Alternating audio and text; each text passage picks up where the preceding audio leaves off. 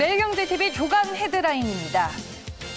전일 오전 10시에 시작이 된 방위비 분담금 협상이 예정대로 진행되지 못하고 결국에는 결렬됐습니다. 기아자동차의 스포츠 유틸리티 차량 텔루라이드가 자동차 시장 최대 격전지인 미국에서 올해 최고의 SUV로 선정됐습니다. SK텔레콤이 5G를 활용한 가상현실 서비스 시장에 출사표를 던집니다. 펭수의 인기가 하늘 높은 줄 모르고 치솟는 가운데 식품업계에서도 펭수에 대한 러브콜이 이어지고 있습니다. 재테크 시장의 리츠 열풍이 거센 가운데 조만간 주유소를 기초자산으로 한 리츠가 첫 선을 보일 예정입니다.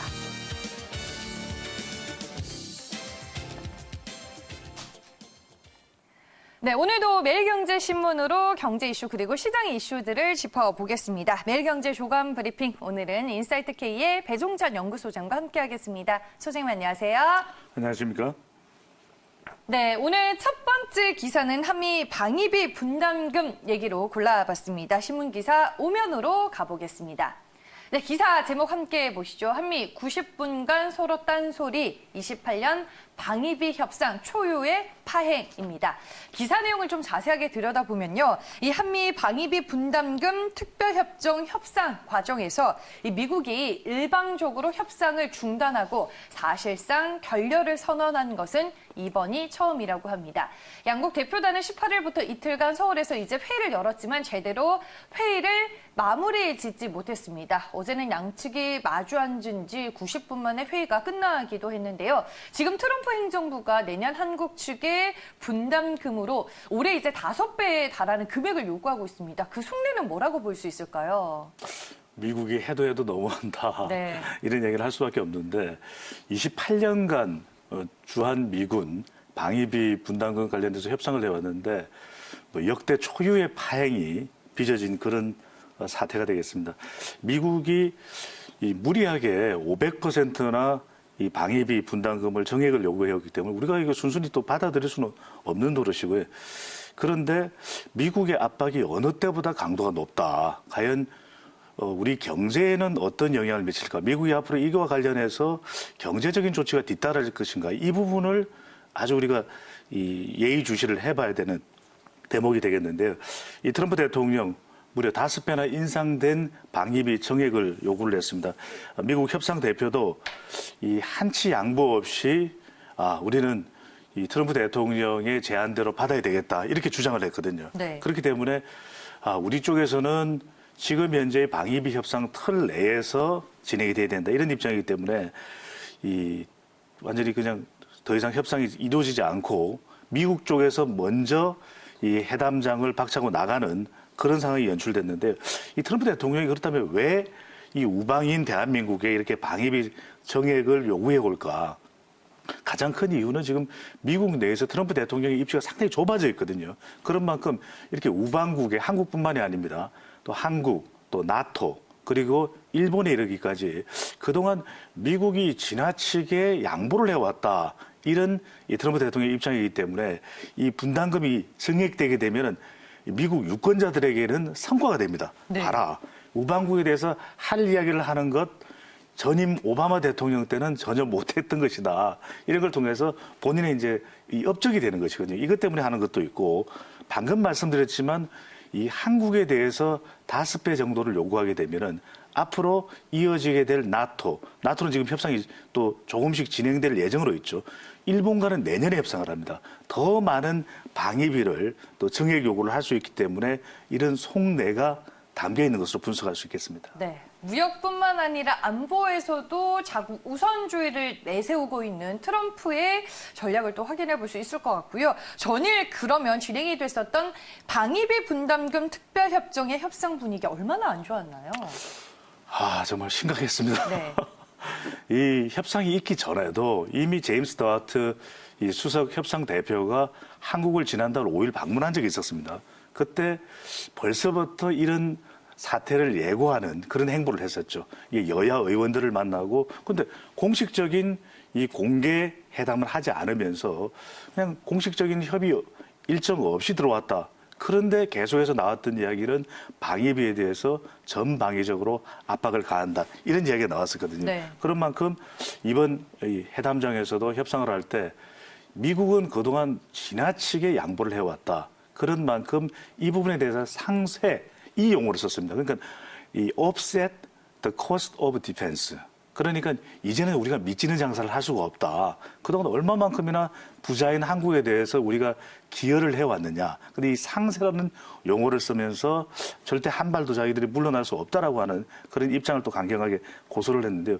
외교부에서는 이것은 그동안 우리가 쭉 해왔던 주한 미군의 이 비용, 방위비와 관련해서 우리가 협의를 해야 될 일이지 지금 미국 측에서는 또 다른 항목까지 요구하고 있다 이런 이야기가 나왔거든요. 심지어는 괌에서 출격하는 폭격기에 대해서도 한국이 돈을 내라 이런 요구까지 할 정도로 이 회담장의 분위기는 상당히 험악했는데 문제는 그렇습니다. 이게 이 올해 협상을 끝내야지 내년에 이 방위비 분담금 예산에 우리도 국회 예산에 적용이 될 수가 있는데 네. 지금처럼 회담이 계속 지지부진하게 되면 연내 타결도 불투명할 수 있다. 이런 이야기까지도 나오고 있습니다. 네, 그러면 지금 방위비 협상을 두고 한국과 미국 양측의 입장은 어떤지 그리고 앞으로 이제 한미 간의 정치 외교적 갈등으로 확산될 가능성도 있다라고 우리가 봐야 될까요?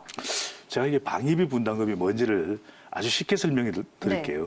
주한 미군이 한국이 주둔하고 있는 것과 관련된 비용입니다. 그러니까 예산이 그냥 아주 구체적으로 나올 수가 있는 겁니다. 그렇다면 실제 여기에 지원 인력과 관련해서는 얼마 비용이 들지 또 화장실 시설을 하면 얼마나 비용이 들지인데 지금 그게 없는 거예요. 구체적인 산출 내역이 있는 것이 아니라 트럼프 대통령이 그냥 떡하니 500% 정해가자 이러니까 이게 이제 구체적으로 산출 내역을 꾸미기가 너무 어려운 거예요. 그러니까 이러다 보니까 심지어 어떤 우스갯소리까지 나왔냐면 미군 한 명당 화장실 3개 뭐 이런 이야기까지 나올 정도. 왜냐하면 이게 앞뒤가 안 맞는 예산이 된다는 거죠. 그러니까 우리 정부는 계속 이야기하는 것이 문재인 대통령도 그렇고 에스퍼 국방장관과 정경도 국방장관 사이에도 이야기도 합리적인 범위 내에서 우리가 조금 정해가는 것은 이해되지만 이것은 우리가 곤란한 내용이다라고 이야기를 하는데 여기서 핵심적인 게 미국이 마지막 카드로 그럼 우리 주한미군 빼겠다. 철수가 나올까 이런 이야기도 하는데 그렇게 되면 이게 한미동맹이 깨지거든요.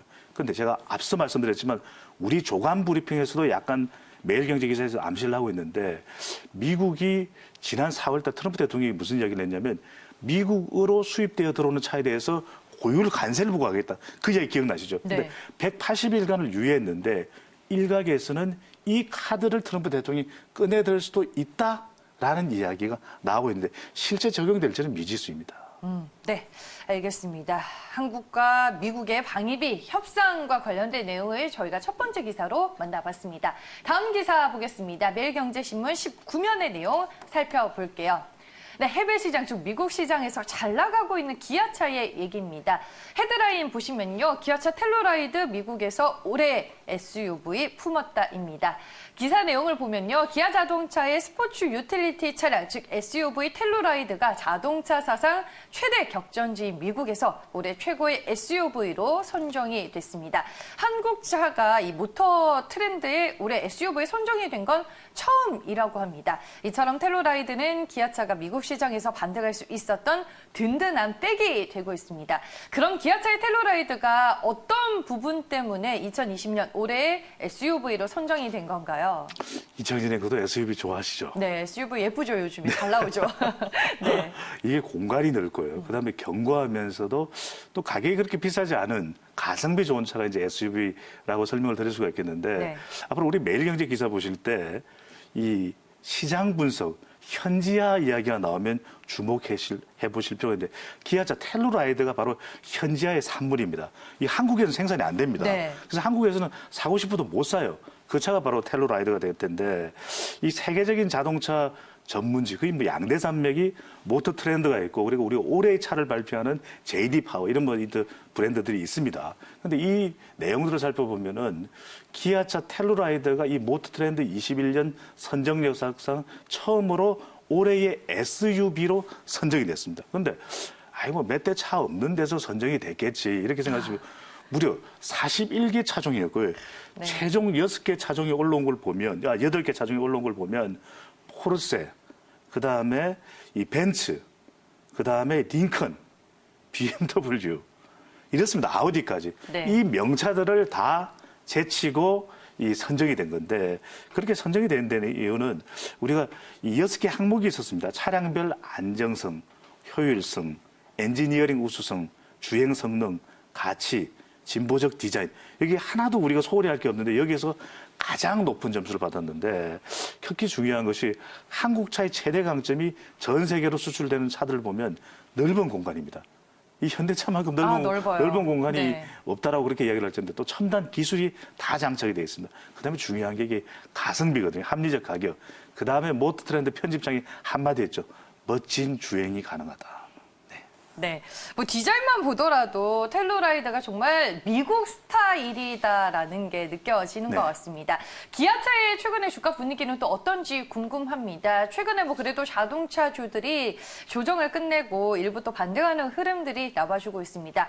전일 국내 증시 안에서 기아차의 주가 흐름을 보시면요, 약보합권에서 마감이 됐습니다. 0.46% 하락하며 43,500원의 종가가 형성이 됐습니다. 전일 뭐 양 지수가 모두 빠진 거에 비하면 양호한 하락세였다라고 볼 수 있겠고요. 그렇다면 최근 이제 미국에서 기아차의 행보는 어떤가요? 현재화가 중요하다는 걸 다시 말씀을 드려야 될 것 같고 이 산업과 관련된 주가는 변동성이 있습니다. 그런데 중요한 건 얼마만큼 펀더멘털이 견고하냐. 지금 중국 시장이 안 좋거든요. 우리 조간 브리핑을 통해서 또 소개를 해드렸지만 중국에 나가 있는 둥풍 위에다 기아, 또 베이징 현대, 서찬, 난진 현대 상용차입니다. 안 좋습니다. 이런 상황에서 미국에서 잘 나가고 있거든요. 특히 텔루라이더 같은 경우에는 올해의 SUV로 선정될 줄로 왜 그러냐. 이 조지아주 공장 이제 10년 양산 기념을 했습니다. 이게 조지아 주지사까지 참석을 했고요. 정의선 부회장, 우리 조간 브리핑에서 말씀드렸는데 매우 분명한 메시지를 전달하는 것이 지금 이 현대차 그리고 기아차의 강점이라고 할 수 있는데 1,200명의 임직원을 모아놓고 했었던 이야기를 그대로 반복했습니다. 자, 이제는 모빌리티다. 그다음에 우리가 개인용 비행 자동차도 신경을 써야 된다. 그다음에 또 하나 중요한 것이 로봇 산업도 진출을 해야 된다. 바로 이 이야기를 이 10주년 기념식에서 또 한 번 강조를 했습니다. 네. 바로 이것 자체가 중요한 것이고 또 하나 이 조지아 공장 자체가 이 자체적으로 모든 것을 다 할 수 있는 양산 시설, 일괄 체제가 만들어져 있는 부분. 그러다 보니까 지금 잘 나가는 텔루라이더 더 생산한다네요. 이 5만 대 지금 생산하고 있는데 8만 대까지 생산하는 거. 여기서 한 번 더 강조를 드립니다. 지금 앞으로 현대차 기아차 잘 이 주가 흐름들을 보셔야 되지만 중요한 건 트럼프 대통령이 과연 이 한국과의 안보 관계에 있어서 경제 카드를 꺼내더니 아까도 말씀드렸지만은 이게 큰일 나거든요. 우리로서는 중국이 안 좋은데 25% 고율 관세가 붙으면 큰일 나는데 아직까지는 그래도 주로 유럽과 일본 쪽을 겨냥하고 있다는 것이 조금 안심은 되는 대목입니다. 네. 현대기아차 뭐 아직까지는 중국 시장이 좀 아쉬운 부분은 있지만 미국 시장에서의 선전이 반갑습니다. 자, 매일경제 조간 브리핑 세 번째 기사 바로 만나보겠습니다. 네, 이번에는 어떤 내용이 담겨져 있을까요? 네, SK텔레콤 페북 카카오와 글로벌 VR 시장 진출이라는 제목입니다. 네, 기사 내용을 보겠습니다. SK텔레콤이 5G를 활용한 가상현실, 즉 VR 서비스 시장에 출사표를 던집니다. SK텔레콤은 다양한 서비스를 즐기는 VR 생태계를 만든다라는 구상을 가지고 있고요. 뭐 페이스북과 카카오, 넥슨과도 손을 잡을 계획입니다. 글로벌 VR 세상을 꿈꾸면서 SK텔레콤이 이 시장에 뛰어든다라고 밝혔는데 구체적으로 어떤 내용들을 담고 있나요? 기사 보실 때요. 네. 신성장 동력, 그다음에 진출 이런 거 주목해서 보셔야 되는데 네. 키워드 중심으로 보시면 5G가 나왔다. 또 4차 산업혁명과 관련된 키워드인 AI, IoT, 그다음에 VR, AR 절대적으로 주목을 하셔야 됩니다. 네. 그만큼 이제는 이것이 차세대 동력이 된다는 것인데 SK텔레콤이 콘텐츠 산업에서도 역점을 기울인다는 이야기는 또 설명을 드린 바가 있는데 이번에는 5G를 활용한 가상현실 산업에 진출을 한다는 이야기인데요. 이 페이스북, 카카오, 넥슨 등 이 콘텐츠 기업들입니다. 이 기업들과 또 협력을 해서 또 친목, 이 사회관계망이죠. 그다음에 게임, 그다음에 그 위에 교육 등 이 사업들에 진출을 하겠다. 출사표를 던진 셈인데 글로벌 진출까지 하겠다라는 이 포석을 던지고 있습니다. 그런데 이 본격적으로 출시한 제품은 벌추얼 소셜 월드라고 하는 것입니다. 벌추얼 소셜 월드. 이걸 통해서 이제 VR 이용자들이 그동안에는 주로 동영상만 봐왔거든요. 네. 이렇게 우리가 이 고글 같은 것을 쓰고서 이게 이 가상 현실의 동영상을 주로 봐왔는데 이제는 이 가상 현실 세계를 통해서 이 시공간을 초월한 타인과의 관계망 서비스 이뿐만 아니라 이것으로 파생된 다양한 서비스입니다. 쇼핑, 게임은 물론이고요. 또 교육까지 진출하겠다라고 하는 계획을 밝히고 있습니다. 이미 뭐 2년 전부터 많은 기업들이 이 VR 시장에 뛰어든다라는 계획을 밝혔는데 그렇다면은 지금 이 5G를 기반으로 VR 생태계는 어떻게 바뀌고 있는 건가요? 그동안에 이게 우리가 주로 이 고글을 쓰고서 네. 가상현실에 관련된 제품들이 나오는 정도였는데 지금까지의 사업은 더 사업적으로 확장되지는 못했습니다. 그러니까 주로 이제 동영상을 본다든지 바로 이것이 입체 화면이 되겠죠. 주로 이제 게임 쪽 정도만 지금까지 이제 진출이 돼 있는 상태인데 네. 이제는 이것이 아니라 그 가상 세계 속으로 들어가서 그 안에서 관계망을 형성하는 것이죠. 어떤 백화점을 찾아갈 수도 있고 또는 친구 집을 방문할 수도 있고 또는 부동산 쪽에 상담을 할 수 있는 것 자체가 모두 이 가상세계 공간 내에서 이루어진다라고 하는 것이고요. 그동안 우리가 주로 온라인 쇼핑 또 모바일 쇼핑 쪽이었다면 이번엔 이 가상세계 안에 들어가서 제품을 체험을 해보고 바로 그 자리에서 이 쇼핑을 할 수 있는 그런 사업으로까지 확장된다라는 것이죠. 앞으로는 이제 이쪽에 시장이 열리면서 많은 기업들이 콘텐츠 기업을 포함해서 5G 기술을 활용한 이 통신사들까지 진출을 할 가능성이 매우 높아지고 있습니다. 네, 우리가 이제 영화에서만 보던 것들이 네. 점점 더 현실화되고 있다라는 생각이 듭니다. 네, SK텔레콤의 주가 흐름도 확인을 해보겠습니다. 국내 증시 안에서 전일 SK텔레콤의 주가를 보시면요. 최근에 뭐 통신사 관련주들 주가가 바닥권에서 조금씩 반등을 하고 있는 구간이기는 합니다. 전일장 0.41% 오르며 24만 5,500원에 마감이 됐습니다. 시장 하락 속에서도 방어주 역할을 톡톡히 했고요. 또 이제 연말로 갈수록 SK텔레콤은 배당주로서의 매력이 부각될 것으로 보입니다. 앞으로 이제 SK텔레콤은 그렇다면 이 VR 시장에서 어떤 기업들과의 시너지 그리고 협업을 기대해 볼 수 있을까요? 두 가지입니다. 그러니까 SK텔레콤이 하고 있는 지금 계획들이 상당히 설득력이 있느냐, 사업적으로 성공 가능성이 이제 이 부분을 좀 따져보시는 것이 투자의 관점에서는 좋을 텐데 첫 번째로는 SK텔레콤에서는 저변을 확대하겠다. 그동안 우리가 이렇게 VR 기기를 사용하는 것 자체가 상당히 좀 번거롭기도 했거든요. 네. 그런데 이 페이스북의 자회사입니다. 오큘러스와 협력을 해서 이 오큘러스 고를 국내에 이제 정식 출시합니다. 지금까지 우리가 이것을 구입하려면은 뭐 해외 직구를 하든지 다른 경로를 사용했었어야 되는데 이제는 국내에서도 SK텔레콤 영업망을 통해서 이제 저변이 확대되는 거죠. 이제 많은 사람들이 편하게 경험을 VR 가상현실을 해본다는 것 자체가 첫 번째로 중요하고요. 그러면 시장 가능성을 높여놓는 것이고 두 번째로는 콘텐츠입니다. 콘텐츠인데 기존의 SK텔레콤이 가지고 있는 콘텐츠는 동영상 정도 수준이라면 이제는 게임으로 나갈 수 있는 것이 카카오 프렌즈와 협력해서 이 게임 그래서 만들어지는 것이 프렌즈 VR 월드 이게 이제 출시될 것이고요. 또 하나 중요한 것은 우리가 넥슨 하면 유명한 것이 뭐 카트라이드 잘 아실 겁니다. 네. 또 이제 크레이지 아케이드 또 이 버블 파이트 이런 캐릭터를 이용한 VR 게임도 있는데 이것뿐만 아니라 아까도 말씀드렸듯이 가상세계 속에서 교육을 받는 것도 나올 수가 있는 것이고요. 또 하나는 쇼핑까지도 연계될 그런 사업 영역 확장이 계획되어 있습니다. 네, 알겠습니다. 네, 이번 기사는 SK텔레콤의 VR 시장 진출과 관련된 내용을 저희가 살펴봤습니다. 다음 기사입니다. 매일경제신문 23면에는 오늘 펭수에 대한 얘기가 실려 있습니다. 요즘 대세 펭수죠. 2030 세대의 뽀로로로 불리는 펭수의 인기가 여느 아이돌 못지 않습니다. 기사 제목 보시면요. 톱스타 펭수 모셔라 유통가 스카우트 전입니다.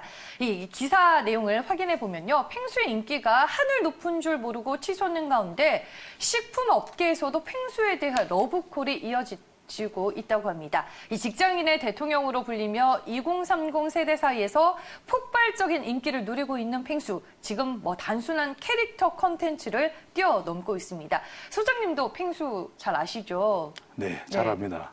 저보고도 펭수 닮았다고 하는 사람도 있더라고요. 네.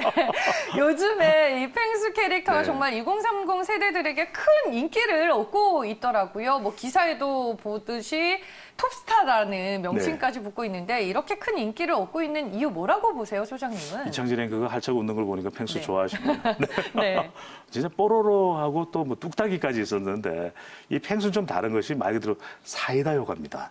네. 직장인들의 애안을 그대로 담아내는 캐릭터가 바로 펭수거든요. 네. 뭐 키가 2m 10이나 되고 뭐 쓴소리를 마구마구 뱉어내는 기존의 또 뽀로로의 귀여운 이미지와는 좀 다른 또 뚝딱이의 엉뚱한 이미지와는 다른 이 돌직구 발언을 하는 네. 펭수에 대해서 직장 상사에 대해서도 이런 이야기를 하거든요.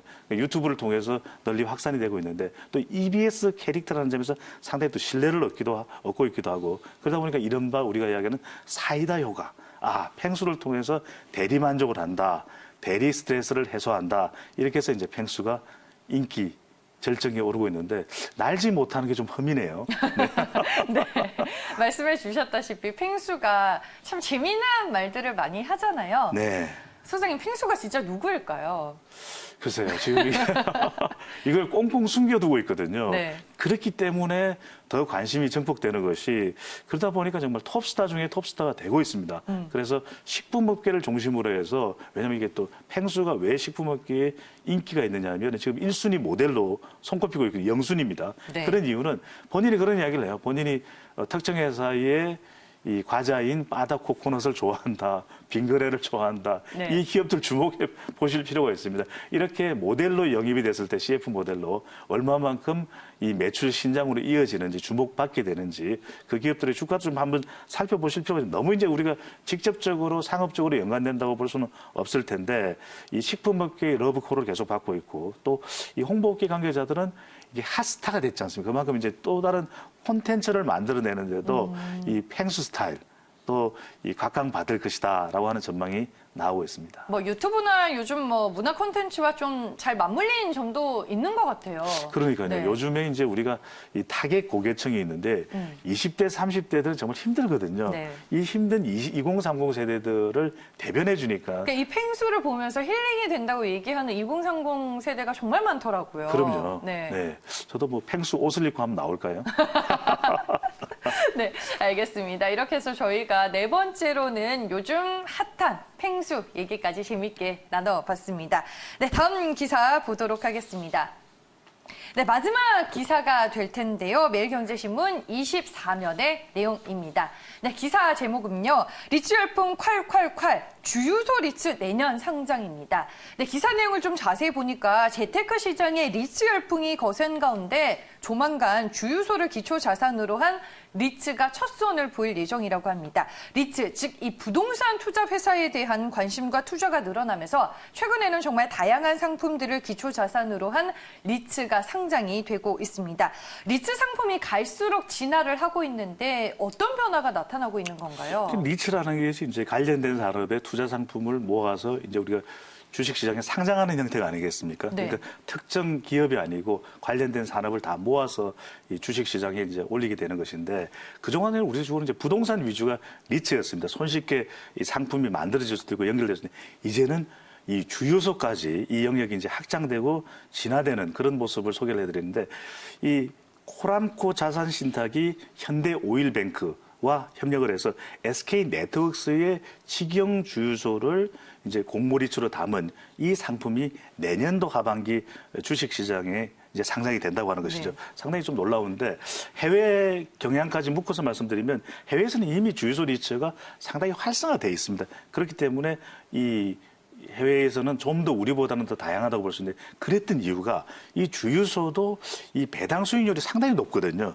그러니까 충분히 리처 상품으로 만들어질 만한 가치가 있었고 게다가 해외의 경우에는 우리도 지금 주유소에 가보면은 편의점들이 다 있는 경우들이 많잖아요. 네. 그것까지 엮어서 미국의 경우에는 이 리처 상품이 판매됐기 때문에 상당히 고수익 상품이다라고 설명드릴 수가 있겠습니다. 최근에 이제 뭐 신문 기사를 보면 재테크나 경제면에 이 리츠 얘기가 상당히 많이 나오고 그럼요. 있습니다. 그만큼 관심이 뜨겁다라고 볼 수 있을 텐데 네. 국내 금융시장에서 리츠 상품에 대한 매력도는 그러면 어느 정도인가요? 그러니까 배당 수익률 이 네. 부분 또 공모주 청약률도 상당히 경쟁력이 높다. 그러면 주가도 상승할 수밖에 없는 거 아니겠습니까? 그런 이유가 바로 금리 때문입니다. 계속해서 한국은행 기준금리는 하락하지 않습니까? 네. 그렇다면 어떤 걸로 우리가 수익을 올릴 수 있겠느냐? 기존 기업들은 좀 우리가 사실 예측이 잘 안 돼요. 근데 잘 나갈 수 있을 법한 이런 니치들, 산업 관련된 상품들을 묶어서 주가에 상장하는 니치의 경우에는 고수익, 고배당률, 바로 이 매력이 니치 상품에 눈을 돌리게 하는 이유가 되겠습니다. 네, 알겠습니다. 마지막 기사는 또 재테크 시장에 불고 있는 리츠 열풍에 대한 얘기까지 저희가 모두 들어봤습니다. 오늘 준비를 한 매일경제 조간 브리핑은 여기까지고요. 오늘 이 시간에는 인사이트 K의 배종천 연구소장과 함께했습니다. 오늘 말씀 고맙습니다. 감사합니다.